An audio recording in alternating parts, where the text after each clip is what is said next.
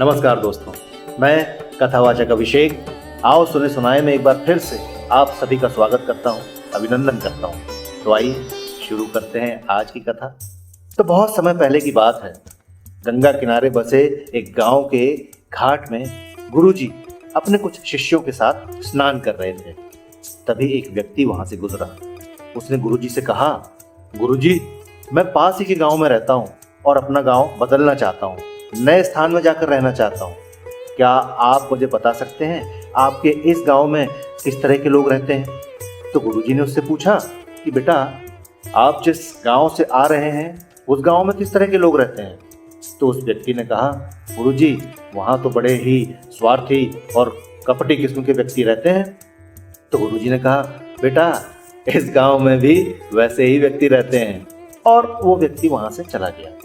कुछ समय के बाद एक और व्यक्ति वहां पर आया। उसने भी गुरुजी से वही सवाल किया कि गुरुजी, इस गांव में किस तरह के व्यक्ति रहते हैं? मैं अपना गांव बदलना चाह रहा हूं। तो गुरुजी ने उससे भी वही पूछा कि बेटा, आप जिस गांव से आ रहे हैं वहां किस तरह के लोग रहते हैं? तो उसने कहा, गुरुजी, वहां तो बड़े ही मानवीय और अच्छे लोग रहते हैं, दूसरों की मदद करते हैं हमेशा। तो गुरुजी ने उससे कहा, बेटा, इस गांव में भी वैसे ही व्यक्ति रहते हैं। तो उस व्यक्ति ने गुरुजी को धन्यवाद कहा और वहां से चला गया। अब ये दोनों घटनाएं गुरुजी के शिष्यों ने देखी। अब उन्हें समझ नहीं आया कि भाई ये क्या बात होती है। उन्होंने गुरुजी से पूछा, गुरुजी, एक ही स्थान के बारे में दो अलग अलग व्यक्तियों को आपने तो अलग अलग बातें कही, ऐसा क्यों? तब गुरुजी ने कहा कि बेटा, इस सारे संसार में हर जगह हर प्रवृत्ति के लोग रहते हैं। तो दरअसल हम जैसे खुद होते हैं ना, हमें दुनिया भी वैसी ही नजर आती है।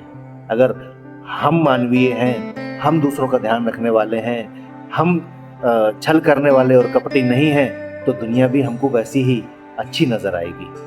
पहला व्यक्ति अगर आकर इस गांव में रहने भी लगता, तब भी उसका नजरिया, वो खुद भी वैसा ही है, उसको इस गांव में भी वैसे ही लोग नजर आते हैं। तो दरअसल गुणों को देखने और बदलने की जरूरत दूसरों में नहीं, खुद के अंदर है। हम मानवीय होंगे, हम दूसरों की मदद करने वाले होंगे, तो ये दुनिया भी हमें वैसी ही नजर आएगी। इस दुनिया के लोगों में भी हमें वही सारी अच्छाइयाँ नजर आएंगी। तो ये थी आज की कथा।